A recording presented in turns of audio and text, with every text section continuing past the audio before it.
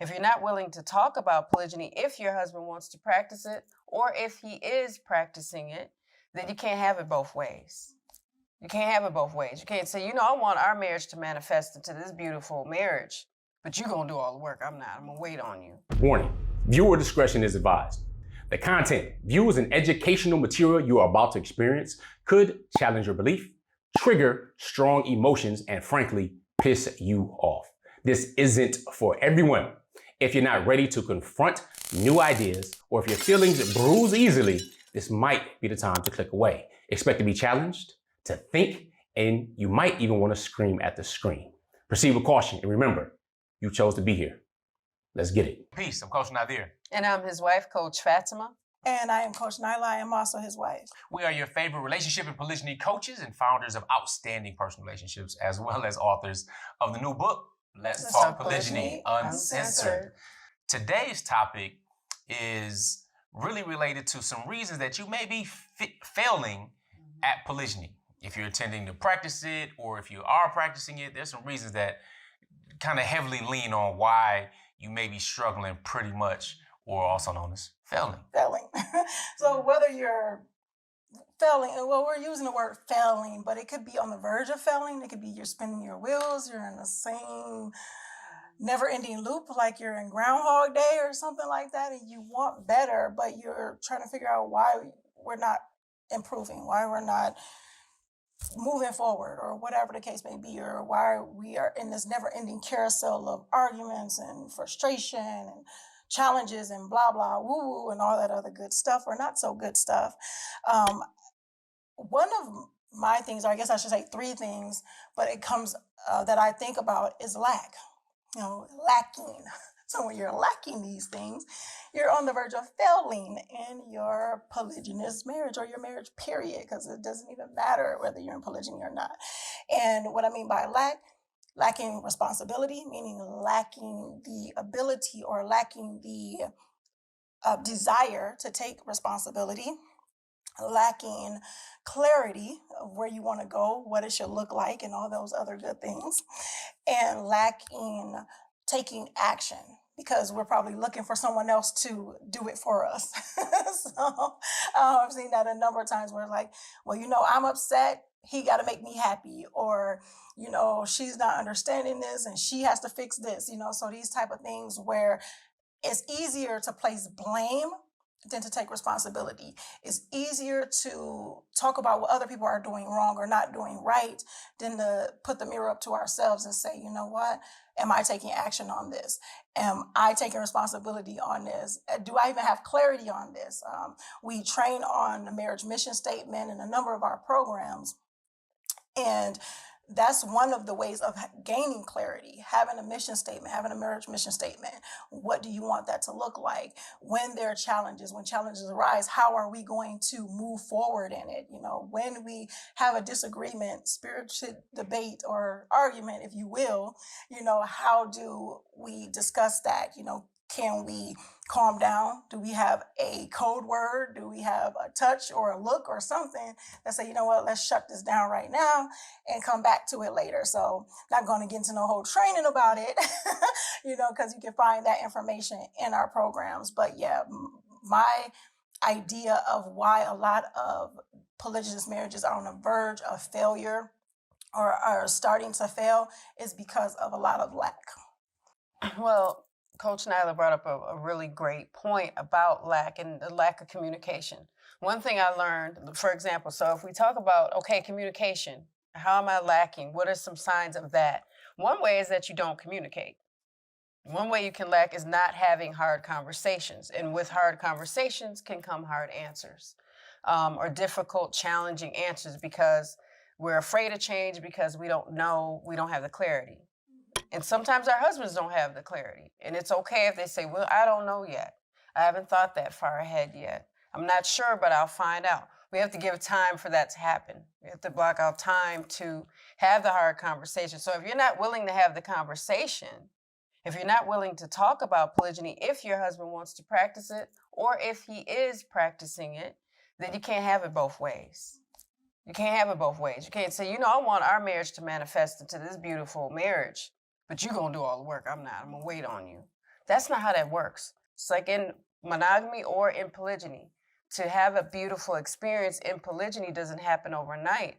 It's not an impossibility. But to sit up and say, well, I don't want to talk about it at all, but I want it to be successful though, that does not work. So have the hard conversations, and listening is part of communication.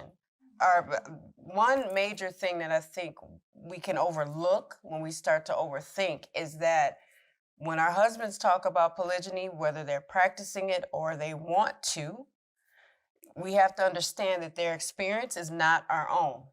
And the way they communicate is not the way we communicate. They might say way less. They might say way less, and that's all right. At least the floor is open for the conversation and making a safe environment for that conversation to happen. So definitely be willing to participate in a difficult conversation. That's a good behavior. For real. Indeed, the more delay that continues to go on, or the more blaming or playing victim that continues to go on, the more challenging your life is going to be. You know what I'm saying? I can't think of really anything that was really worthwhile where there wasn't some type of struggle or challenge to really achieve it. All right, whether that's travel, whether that's giving birth, you know what I'm saying? There's a whole lot of ups and downs in travels, and we know this. We like to see it. We see it in movies. We read it in books. You have the drama, then you have the whole climax. You have this and that. You have the tragedy, and then you have the triumph. You have all kinds of stuff, right? To touch each and every one of your emotions, to feel, which is living life. One of the things I believe is challenging, especially coming from the man's perspective, is the ability to stop wishing. I came across a quote a while ago, and it said, a wish changes nothing, but a decision changes everything. So a wish changes nothing, and a decision changes everything. People wish all the time. I wish I had this, I wish I had that. Oh, that'd be great. I had more. I need them. Listen, stop wishing, but start working. There's a big difference. So when she talked about the complaining part, all I was thinking about was one of my mentors told me, said, winners understand the importance to stop whining in order to start winning. Then that's just one of my mentors. And another one said, winners are going to find a way. Losers are going to find an excuse. So there's always this thing that has to happen. We can't wait on things to happen. We have to make them happen and do our best by moving forward. So whether it's having a hard conversation, whether it's planning out how you want your fam to look, the path that you want to be on, right? Because the man has to be the one, or should be the one, that has the vision, it has the foresight, especially when it comes to polygyny. Because you're dealing with different dynamics, you're dealing with shots from everybody, dealing with different shade, but you still have to be the one that has that shield, that sword that protects the fam, and that leads that vision and leads the charge. So stopping wishing. If you want to change something, then change it. But here's the thing. Nothing is going to change at all whatsoever until you do. So if you want other things to change, then you have to change. See, another one of my mentors, he told me, Nazir, he's like, think about it. He said, what's the difference between a person who wants to make $10,000 a month and a person who makes 100,000 or 1 million or 100 million or $1 billion a month? I'm like, the amount of money, the zeros that they're making. That's what I'm thinking. That's clear because you can measure it. You can see that, right? It's the number of zeros, the commas. He said, no. He said, difference is mindset. The difference is mindset. Some people will be, excited and ecstatic to go ahead and, make their first 2, 3, 5,000 a month. Working from home, doing whatever business you want to do, which is good. It's a great goals. But if you want to make 50,000 a month, you actually have to be a totally different type of thinker. Your mindset has to be bigger. It has to be grown and expand, even if you're not there yet. Because as I'm studying, I'm taking notes from these people. I remember them telling me vehemently, say, you know what? It's best that you grow so that your money can chase and follow you. Then you not grow, you get the money, then your money comes back to you. It snaps right back and you have nothing because you didn't grow enough to keep it. Then I looked at people like MC Hammer in his days, and all the money and the waste, and then look at Mike Tyson and what he had and then he didn't have, and now he's building it back. You start looking at these different examples. You look at the Scottie Pippens, which was a mindset thing. Look, this is where I come from, this little town. The second best player in the NBA was not even getting paid hardly anything. He took a couple mil. Why? Because the mindset is, I've never seen this many zeros in my life. I took it and took a long-term contract. The Bulls know what they were doing. Gave him a bull contract. He signed it because where his mindset was at the time. You know what I'm saying? So changing that mindset from being a whiner to a winner, from being a wisher to being a worker is what changes everything. So prayerfully, you understand we gave you some jewels on how to take things to the next level, really on the conceptual level, if you will. And of course, going deeper into polygamymasterclass.com and whatnot to really deep dive into it and have access to us to help us, help you along that journey. But that's where it starts. And the thing is, it does not end. So as I'm talking with you, and we're talking now, just as I would ask you, what are you listening to right now? What book are you reading right now? Because you wouldn't expect that a doctor who got his doctor's license and was able to practice as a surgeon, let's say, for example, back in 1990, has a lot of experience now. But do you think that his information is stuck and left in 1990 what he graduated with? Is there continuing education requirements, difference in changing technology and medicine and natural cures and things that have come about? So yeah, we still have to study. We still are learning and growing ourselves. We're not doing it for you.